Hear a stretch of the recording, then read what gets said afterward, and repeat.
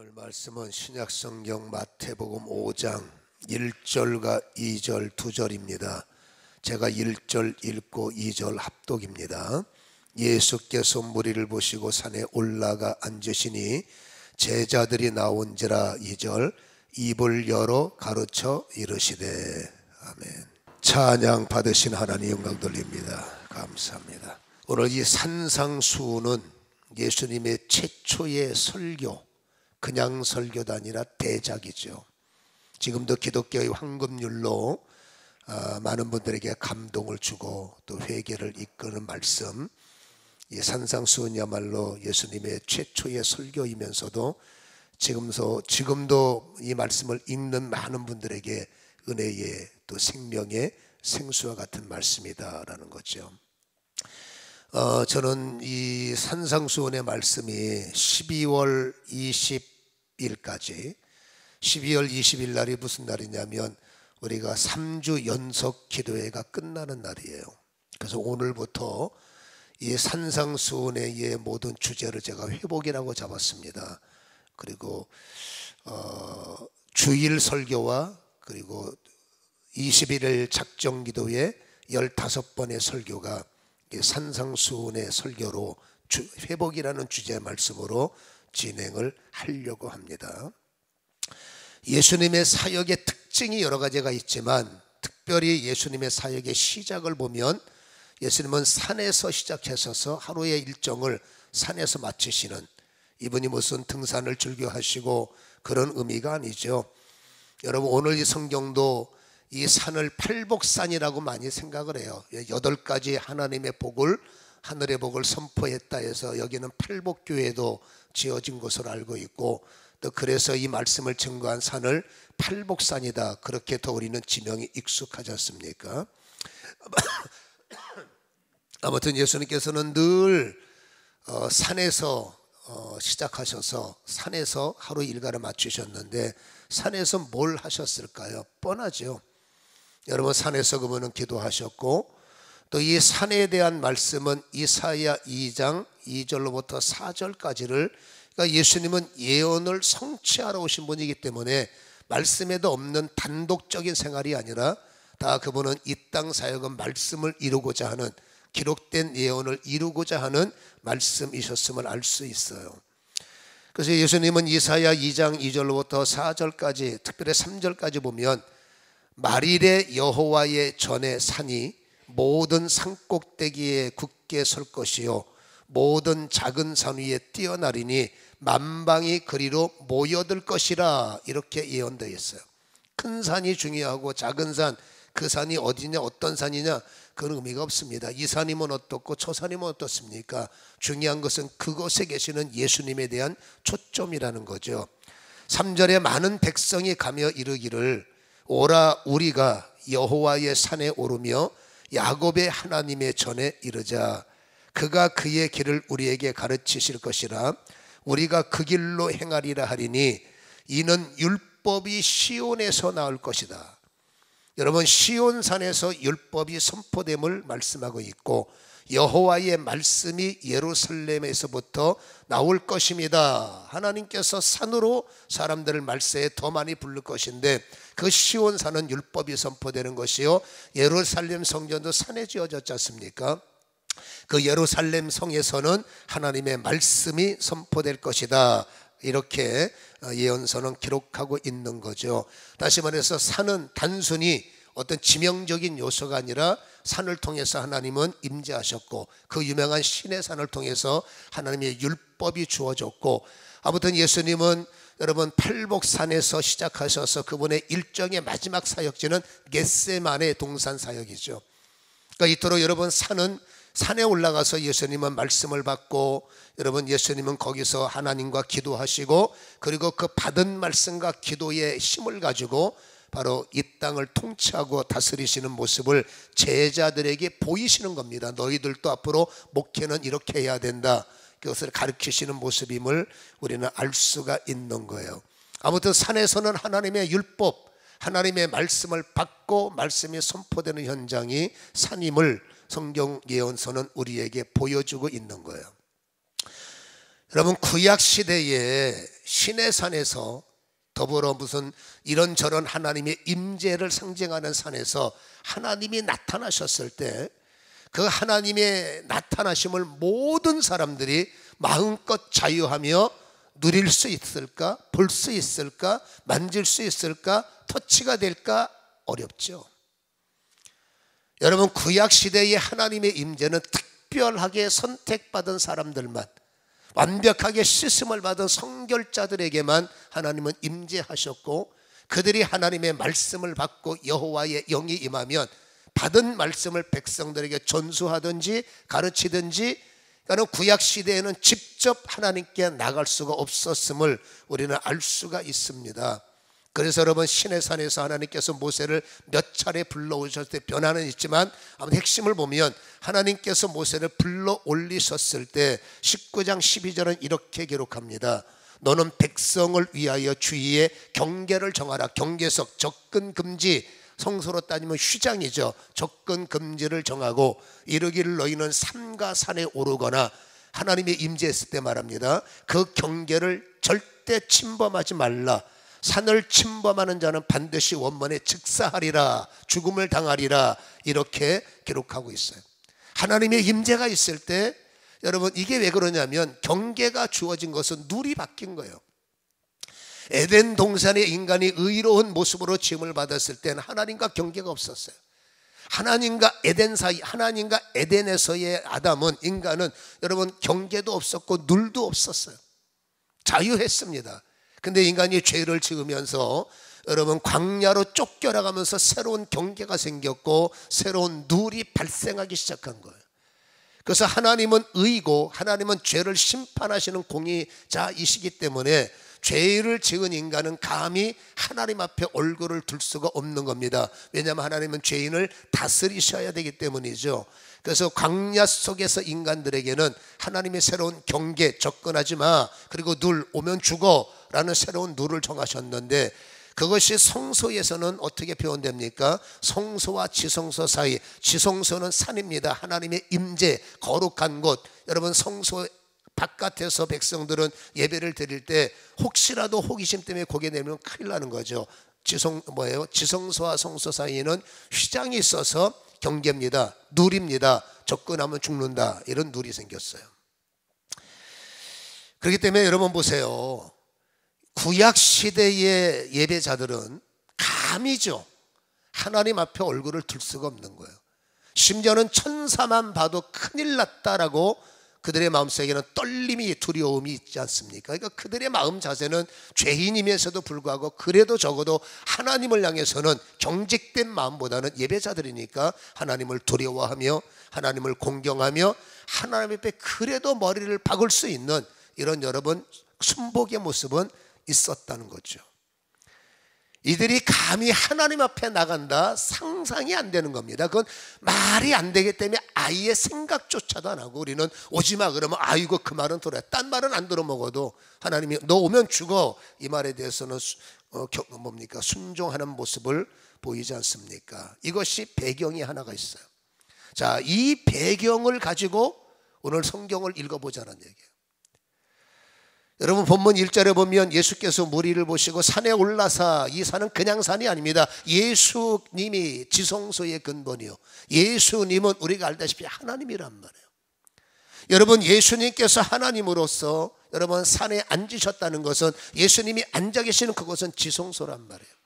그것에서 뭐 하십니까? 여러분, 무슨 덕담 나누시는 것이 아닙니다. 입을 열어 하나님의 말씀을 전파하시는 거죠. 산에 올라가 앉으시니 제자들이 나왔다 그랬는데, 누가복음 7장 1절에는 똑같은 말씀이 이렇게 마무리됩니다. 예수께서 말씀을 백성에게 들려주시기를 마친 후에, 산성수훈의 설교를 마치고 난 다음에 거기는 제자들만 있는 것이 아니라 예수께서 말씀을 백성들에게 들려주시기를 마친 후에 라고 기록되고 있어요. 그러니까 예수님께서 산에 앉으셔서 소위 말해서 예배가 진행되고 하나님의 말씀이 전파될 때 제자들과 여러분 어떤 무리들이 그 앞에 나와 있었습니다. 근데 이거를 구약적인 개념으로 볼 때는 말이 안 되는 거예요. 여러분, 그들이 지금 말씀을 증거하는 분이, 너희들은 내가 누구라고 생각하는데 선지자 아니세요? 랍비 아니세요? 이렇게 가벼운 마음을 갖고 있으니까 아무런 부담감 없이, 아니 세례 요한이 세례 줄 때 뭐 나가는 게 뭐 잘못입니까? 선지자들이 설교할 때 당연히 가서 말씀 받아야죠. 여러분 서기관들이 하나님의 말씀을 공표할 때 당연히 나가서 말씀 받는 현상은 자연스럽다는 겁니다. 그러니까 이들은 여러분 처분이 그냥 단순히 율법사나 단순히 선지자로 생각했기 때문에 그런 습관처럼 아무런 부담 앞에 여러분 예수님 앞에 나가서 참 좋은 말씀 하시네, 대단한 말씀 하시네, 저 사람은 또 뭐야, 이렇게 갖가지의 마음을 갖고 주님 앞에 서 있는 이 모습을 여러분 구약의 입장으로 볼 때 말이 안 되는 거예요. 감히 하나님, 여러분 예수님 저 바깥에서 휘장 하나 쳐놓고 너희들은 거기서 말을 들어, 그게 아니죠. 여러분 휘장도 없어졌어요. 예수님은 지성소예요. 제자들과 그 무리들이 얼떨결에 여러분 지성소의 휘장의 문을 열고 주님께서 열어놓으셨어요. 주님이 열지 않은 문을 열면 큰일 나죠. 여러분 주님이 문을 열어놓으시니 그들이 감히 지성소에 와서 아무 생각 없이 예배를 드리는데 은혜도 됐을 것이고 따짐도 있을 것이고 무덤덤했을 것이고 뭐 다양한 모습이 왜 없었겠습니까? 그러나 정말로 저분이 하나님이라는 걸 깨달았을 때 그들은 두려운 마음도 있고 그들은 여러분 공경심도 있었죠. 아무튼 이 모습, 구약의 예배자의 모습과 지금 예수님은 하나님이시란 말이에요. 이 모습을 우리가 이렇게 비교를 해봤을 때 지금 이 현장은 구약 사람들의 입장은 말이 안 되는 일이 예수님을 통해서 말이 되고 있는 현장이에요. 다시 말합니다. 지성소에 어떻게 죄인들이 나옵니까? 예배 현장에 어떻게 여러분 죄인들이 와서 감히 접근 금지를 뛰어넘을 수가 있겠습니까? 여러분 예수님의 놀라우심, 예수님이 이 땅에 오신 수많은 목적 가운데 가장 크신 목적이 회복이시구나. 여러분 하나님과 인간들 사이는 여전히 담이 있었어요. 하나님과 인간들 사이는 여전히 휘장이 쳐 있습니다. 감히 죄인은 인간들에게 개인적으로 나올 수 없습니다. 부스러기 인생처럼 특별히 선택된 자들에 의해서 전수를 받든지 그들을 위해서 간접적인 은혜를 받는 것, 직접적인 은혜, 에덴 동산은 직접적인 은혜입니다. 그래서 여러분 인간과 하나님의 사이에는 거리감이 있을 수밖에 없는 상황이잖아요. 근데 예수께서 이 땅에 오시면서 제일 먼저 하신 일이 뭡니까? 휘장을 찢어버리시는 거예요. 십자가에서 완벽하게 찢겨지셨지만 그분은 예고하십니다. 나는 휘장을 찢으러 왔노라. 인간과 하나님의 사이에 거리를 좁히고 감히 여러분 쳐다볼 수 없는, 감히 들어올 수 없는 그 아버지 보좌 앞에 너희들은 자녀 아닙니까? 에덴의 시작은 하나 아니겠습니까? 에덴에 무슨 둘이 있었고 에덴의 경계석이 어디 있었습니까? 여러분 예수님께서 오셔서 경계석을 허물어 버리셨고 휘장을 찢는 일을 우리에게 허락해 주셨죠. 그들은 의미를 몰랐지만 그 예배의 시작, 여러분 이 산상수훈의 예배는 단순히 좋은 말씀이네, 기독교의 황금률 말씀을 받은 거야, 이것으로 끝나는 것이 아니라 시작이 분명해야, 주제가 살아있어야 그것이 황금률로 끝날 것이냐, 그 안에 더 어떤 의도가 들어있느냐를 우리는 찾아낼 수가 있다라는 얘기죠. 그래서 오늘 예수님께서 이 설교하시는 시작의 목적은 바로 회복이라는 마음을, 회복을 가지시고 바로 제자들을 부르셨고 백성들을 부르셨고 구약에는 있을 수 없는 사건들을 주님께서는 현장적으로 완성하고 이루고 만들어 가고 계심을 우리에게 보여주고 있다라는 것이죠. 이건 깊게 생각해 볼 필요가 있다는 거예요. 그래서 여러분 이때까지만 해도 사실 여러분 예수님이 서 있는 당시는 예수님은 신약의 근본이시지만 구약의 흐름을 갖고 있는 사람들이죠. 그래서 여러분 제가 아까도 말했습니다만 저분이 지금 하나님인 걸 아직 인지를 못하니까 이들은 무덤덤하게 와서 앉아있는 거지만, 만약에 저분이 정말로 나중에 주는 그리스도시요 살아계신 하나님의 아들이라는 건 하나님을 고백하는 거죠. 여러분 장자와 아버지는 동등한 권한을 갖고 있기 때문에 하나님의 아들이요, 우리는 아들과 아버지의 격이 있지만 유대인들은 장자와 아버지는 하나로 동격으로 보는 거예요. 하나님의 아들이요 라는 말은 예수님은 하나님이십니다, 그런 고백이 아니겠습니까? 그걸 알 때 기절초풍하는 거죠. 우리가 어떻게 하나님 앞에 이토록 얼굴을 쳐다보면서 저번에 말씀을 직접 받을 수가 있느냐. 그것을 이루고 그것을 가능케 하신 분이 바로 예수님이요, 이 땅에 오신 분이요, 그것이 우리에게 베푸신 하나님의 놀라운 은혜라는 것을 우리는 기억해야 될 줄로 믿습니다. 주님이 주시는 선물은 하늘로는 영생이요, 이 땅을 살면서는 회복을 선물로 주신 거예요. 그래서 이사야 11장에 하나님께서는 예언을 하나 하셨어요. 1절에 이새의 줄기에서 한 싹이 나며 그 뿌리는 한 가지가 나서 결실할 것이요. 이새의 줄기에서 어떤 싹이 납니까? 메시아의 나타남을 말하는 거죠. 2절에 그의 위에는 여호와의 영, 그리고 마지막에는 여호와를 경외하는 영이 강림하시리니. 여러분, 여호와를 경외하는 영, 여호와를 경외하는 영, 이게 중요한 거예요. 성령을 받은 사람들 방언하고 성령을 받은 사람을 이랬다 저랬다 다 좋습니다. 그러나 성령이 임하시면 가장 먼저 가져야 할 것은 그 성령은 여호와를 경외하는 영인 거예요. 여러분, 인간이 성령을 이겨먹을 수는 없어요. 근데 우리는 은근히 여러분 성령을 받고도 이겨먹습니다. 성령을 통해서 내 하고 싶은 것, 성령을 통해서 내가 원하는 목적, 성령을 통해서 내가 하고 싶은 것, 거기에 목적을 두고 정말로 성령은 나를 장악하셔서, 그러니까 거듭이 들난 거예요. 여러분, 성령은 나를 장악하시면 제일 먼저 뭡니까? 여호와를 경외하게 만드는 거예요. 성령이 오셔서 제일 먼저 하시는 것은 하나님 앞에 머리를 숙이게 만들고, 그분의 이름을 들을 때 두려움 영적으로, 그분의 이름을 들을 때 경외감 영적으로, 존경과 경외감과 두려움을 우리 속에 심어주시는 겁니다. 여호와의 영에 사로잡히면 무슨 이런 여러분 영적인 현상, 영적인 은혜, 치유사기 이런 거 다 좋죠. 그러나 그것을 통해서 나를 고치시는 분이 하나님이요, 나를 살리시는 분이 하나님이요, 이걸 깨달아서 성령을 받은 사람은, 다시 말합니다, 성령이 오신 목적은 보혜사, 헬퍼, 몰려 하나님 앞에 엎드리고 하나님을 경외하고 하나님을 두려워하고 하나님을 존중하고 하나님께 순종하는, 이게 성령이 오신 목적이라는 것을, 여호와의 영으로 오신 목적이라는 것을 우리에게 말씀을 해주고 있는 거예요. 그래서 여러분, 이 예수님께 이사야 11장에는 바로 예수님을 통해서 이 일이 일어남을 강조하고, 이사야 11장 1절과 2절을 이렇게 말하면서 6절 생략하면, 중간절 생략 6절에 보면 그때에 라고 그랬어요. 자, 이사야의 예언이 있습니다. 이새의 줄기에서 메시아가 이 땅에 오실 거예요. 이 메시아는 여러분 바로 여호와를 경외하는 영으로서 이 땅에 오셔서 그때에 주님의 사역하는 그 순간에 완성은 전하라지만, 여러분 주님의 사역을 시작하는 그때에 어떤 일이 벌어지느냐. 이리가 어린 양과 함께 살며 표범이 염소와 함께 누이며, 쭉 말씀하시면서 8절에 젖먹이는 아이가 독사의 구멍에 장난치고 젖된 아이가, 어린 아이가 독사 굴에 손을 넣을 것이요. 이게 뭐예요? 에덴 동산에는 여러분 이런 일이죠. 에덴 동산의 짐승이 인간을 물었습니까?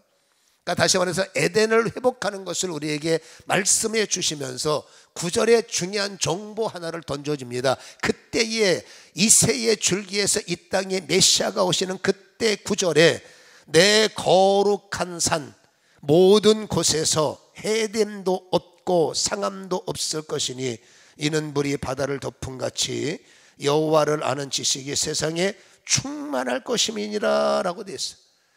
여러분, 메시아가 이 땅에 오셔서 하는 일 중에 하나가 하나님의 거룩한 산 모든 것, 여러분 그 모든 산에 하나님이 임재하시는 산에는, 다시 말합니다, 백성 오면 큰일 납니다. 선택받은 자만이 와서 예배할 수 있지만, 여러분 예수님이 이 땅에 오셔서 어떤 일을 하셨습니까? 이제 하나님의 시온산이 됐든 신의 산이 됐든 어떤 산이 됐든 예수가 계시고 하나님이 임재하시는 그곳에 백성들이 나와도 여러분 해됨이 없고, 백성들이 지성소 안에 들어와도 여러분 성경이 뭐라고 말합니까? 상함도 없을 것이로다. 그래서 예수님께서 하신 일은 바로 회복의 일을 우리에게 선포하셨음을 말씀을 해주고 계신다라는 거죠. 그래서 누구든지 이제는 지성소 안에 들어와서 우리는 예배할 수 있는 예배자인 거죠. 여러분, 회복을 통해서 관계가 회복되고, 그 다음에 이사야 아까 3장 2장 3절을 통해서 여러분 주님과 모든 것의 회복자, 시온에서 말씀을 받는 자, 예루살렘 성에서 말씀을 받는 자로 회복되고 있음을 보여주는 거예요. 그래서 여호와의 산에 오르는 자들은 여러분 이제 변화가 생겨야 되는 거예요. 어떤 변화가 생기냐면 시온에서는 말씀을 받는단 말이에요. 하나님의 성전에 와서도 말씀을 받는단 말이죠. 그러니까 교회는 뭐 하는 곳이냐? 오직 말씀만 받는 자리예요. 그러니까 성도들에겐 자랑이 바뀌어야 됩니다. 여러분 이사야 2장 3절은 성도들의 마지막 자랑이어야 돼요. 맞아, 이렇게 바뀌어야 됩니다. 많은 백성들이 하나님의 산으로 왔을 때 오라 우리가 여호와의 산에 오르며, 등산이 아닙니다. 야곱이 하나님의 전에 이르자 하나님이 계시는 곳은 전이라는 거예요. 그의 길을 우리가 가르칠 것이라, 우리가 그 길로 행하리라 하리니 이는 율법이 시온에서 나올 것이요 여호와의 말씀이 예루살렘으로부터 나올 것이니라. 이 말씀의 의미가 뭡니까?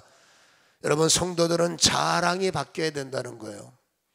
여러분, 시온은 말씀을, 율법을 받는 곳, 예루살렘은 여호와의 말씀을 받는 곳. 그러니까 성도들을 보세요. 교회에 가야 우리는 길을 찾아라는 고백이에요. 교회에 가야 가르침이 있고, 교회를 가면 하나님의 말씀이 있고, 교회를 가면 살 길이 있고, 교회를 가면 우리가 하나님께서 어떻게 해야 될 것을 가르치시는 현장이 교회라는 거예요. 이것이 성도들의 자랑이어야 됩니다. 그리고 전도지를 돌리는 것도 전도지만, 성경이 말하는 이사야야 전도는 은혜 받은 자들이 교회에 와서 생명을 받고, 하나님의 시온에 와서, 하나님의 예루살렘에 와서 생명의 말씀을 받고 길을 찾고, 무엇인가 도전을 받고, 무엇인가 여러분 열려지고, 이것이 그들의 간증이 되면 이들이 뭐라고 합니까? 오라는 거예요. 저 여호와의 산에 가면 길이 있다. 예루살렘에 가면 산다. 예루살렘에 가면 일어난다. 이것이 그들에게 쌓여 있을 때 여러분, 성도의 사명은 교회 자랑이라는 겁니다. 교회 가야 살아. 예를 들어 우리는 열방교회니까 열방교회는 생명의 말씀이 있고, 열방교회 가면 길이 열리고, 열방교회 가면 하나님의 은혜가 있다를 선포해야 되는 것이 성도들의 사명이라는 거예요. 근데 보면 자랑거리가 있어야 자랑을 하죠. 교회가 누구의가 보세요. 제가 드리고 싶은 말의 결론은 이겁니다. 여러분, 구약에는 그렇게 하나님 앞에 나올 때 모든 백성들이 경외하고 정말 공포감이 아니라, 제가 자주 말하죠, 공포가 아니라 두려운 마음, 하나님의 위대하신 마음, 하나님의 놀라우신 마음, 내가 정말로 죄인임을 완벽하게 깨닫고 하나님이 정말로 죄를 심판하신 분이 믿어지면 이게 터치가 되는데, 우린 교회 오면 무덤덤한 거예요. 내가 죄인이라는 인식도 안 되고, 내가 뭘 잘못했습니까? 열심히 살았지. 그거는 인간의 본질로 맞는 거예요. 우리는 열심히 살았죠. 그러나 영적인 눈으로 보면 우리는 하나님을 떠난 죄, 우리는 그걸 모르는 거예요. 그래서 여러분, 이 말씀을 성도를 중심으로 해서 할 수밖에 없는 내용이죠. 여러분, 우리는 여러분 죄인이라는 거 아는 건데, 죄라는 인식이 약해지는 겁니다. 그리고 여러분 보세요. 여기는 지성소예요. 단순히 하나님의 건물이 아니라 하나님의 말씀의 선지자를 통해서 때를 따라 선택받은 자라서 증거되지만, 이것은 하나님의 지성소고 우리는 지성소 앞에 나온 사람들이에요. 여러분, 적어도 지성소에 나온 예배자들은 하나님 앞에 무덤덤해서는 안 된다는 거죠. 무감각해서는 안 된다는 거죠. 은혜를 받은 자이기에 여러분, 나 같은 죄인이, 나 같은 존재가 하나님 앞에 나올 수 있다는 여러분 감동이 있어야 되고, 생명이 흘러야 되는 겁니다. 나 같은 자가 감히 하나님 앞에 예배드릴 수 있다는 것, 감동과 감동이 회복되어야 하나님이 나를 부르시는 은혜와, 여러분 나 같은 죄인을 하나님께서 부르셨습니다라는 감동이 하나로 회복되어질 때, 오늘 성경이 말하죠, 생수가 흐르는 것이고, 나에게 길이 열리는 것이고, 나에게 뭔가를 가르쳐 주시는 것이고, 어린 양, 여러분 사자들, 이게 뭡니까? 다시 한번 무너진 인생, 부서진 인생, 완전히 주저앉은 인생, 바닥같이 굳은 인생도 하나님의 여러분 회복의 역사가 그들에게 임한다면, 여러분 가정은 살아나는 것이고, 예배자들은 살아나는 거, 회복시키러 오셨지 우리를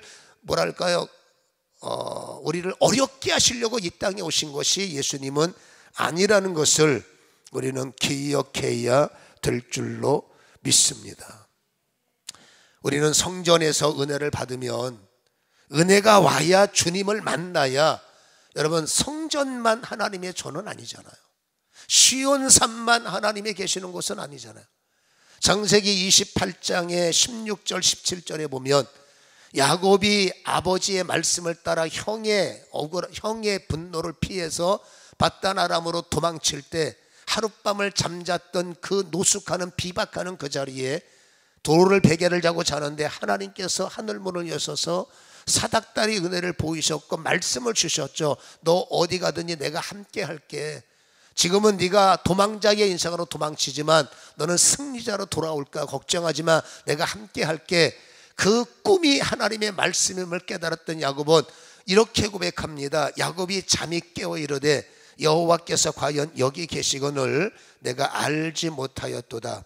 이에 두려워하여 이르되 두렵도다. 이것이요 이것은 다름이 아닌 하나님의 집이요 이는 하늘의 물이노라.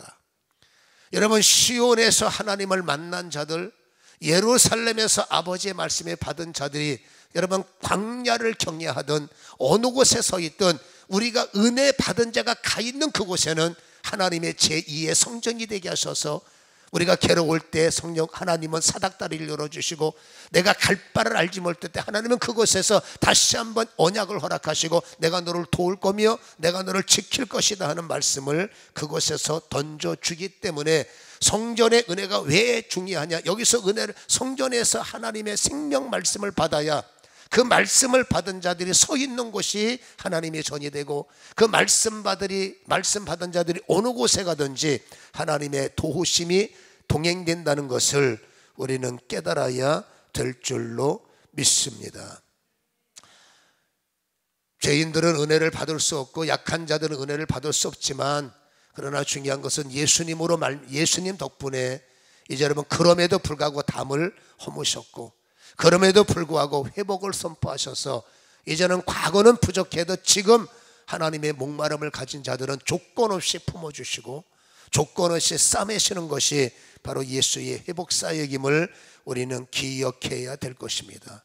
주님께서 원하시는 것은 여러분 교회 가야 내 영혼이 살아라는 감동, 오늘 그냥 주일이지 예배드리자 이게 아니죠. 내가 오늘도 교회를 가야 내 영혼이 살고 내가 오늘도 교회를 가야 내가 살아나라는 이 감동을 우리는 가져야 된다는 거예요. 근데 교인만 갖고는 안 돼요. 교회가 교회되지 못하면, 교인들이 목말라 하면 뭐합니까? 생수가 없는데. 여러분 교인들이 여러분 갈급하면 뭐합니까? 교회 가면 그냥 사람들 소리만 있고 장사하는 예수님께서 성전에 들어가니까 과관이죠. 장사하는 소리, 이익을 취하는 소리, 나밖에 모르는 소리, 내가 최고야, 내가 주인이야, 이런 소리들. 주님께서 나중에 그건 다 엎어야 돼, 쓸어야 돼, 뒤집어야 돼, 청소해야 돼, 성전 정화를 선포하신 것처럼 여러분 교회가 아니라 임재가 있는 것이 교회예요. 정말 성도들이 마실 수 있는 말씀이 있는 것이 교회예요. 성도들을 살릴 수 있는 것이 교회예요. 성도들이 살아나야 되는 것이 참된 교회라는 것을 우리에게 이 산상수훈은 강조하고 계십니다. 과거에 어쨌든지 말씀을 듣고 살아나는 사람들에게 하나님은 회복의 문을 열어주시기에 우리는 지금까지 최선을 다했지만 더욱더 교회는, 열방교회는 여러분 사람의 만족, 사람의 소리, 사람의 주인, 이건 아니죠.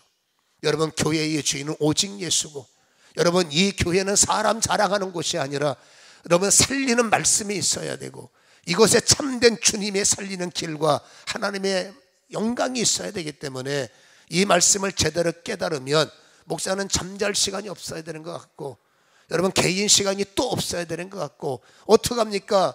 여러분 주의 종이 하나님의 말씀이 살아있도록 저는 메신저 아니겠습니까? 여러분 주의 종이 강단을 더 하나님의 말씀으로 채우고 이것에는 오직 다른 거는 세상 자랑거리는 아무것도 없어도 여러분들이 교회 가야 살릴 수 있는 말씀을 주의 종이 받아야 될 거 아니에요.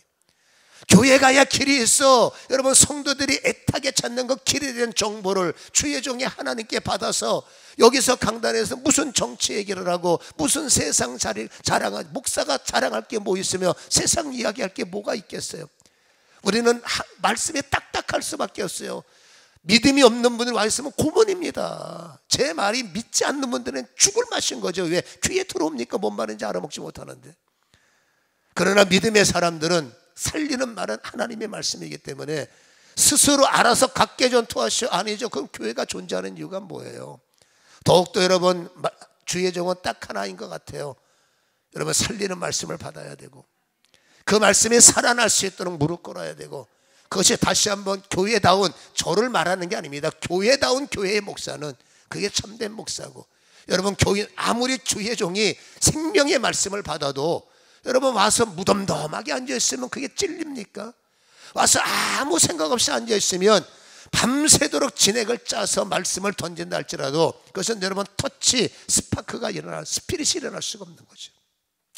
우리 열방교회가 주님은 다시 한번 회복하기를 원하시니까 깨닫는 마음 하나만 가지면 이유를 불문하고 하나님을 회복시키시는 거예요. 관계를 회복시키시고 영성을 회복시키시고 생명을 회복시키시고 살림을 회복시키는 것이 하나님의 회복의 예수님의 목적이시기 때문에 우리가 다시 한번 여러분 이 23강의를 통해서 하나님이 원하시는 천국이 무엇이며 심령이 무엇이며 무엇에 의해 줄이고 굶주리라는 것인지, 어떻게 화평하라는 것인지, 뭘 성결하라는 건지, 뭐에 의라는 건지, 우리는 이 팔복과 그리고 성경이 말하시는 이 황금률을 단순히 여러분 우리가 생각하는 패턴이 아니라 주님이 요구하시는 것을 우리가 좀 찾아내서 이 산상수훈을 통해서 우리의 영성이 좀 깊어지고 우리의 자랑이 와봐라, 열방교회 오면 산다. 우리가 열방교인이기 때문에 드리는 말씀입니다. 이러한 생명이 선포되는 은혜가 있기를 축원합니다. 저 역시도 이 산상수훈을 준비하면서 최선을 다한다고 했지만 이 말씀을 통해서 저를 비교하면 아직도 먼 거죠.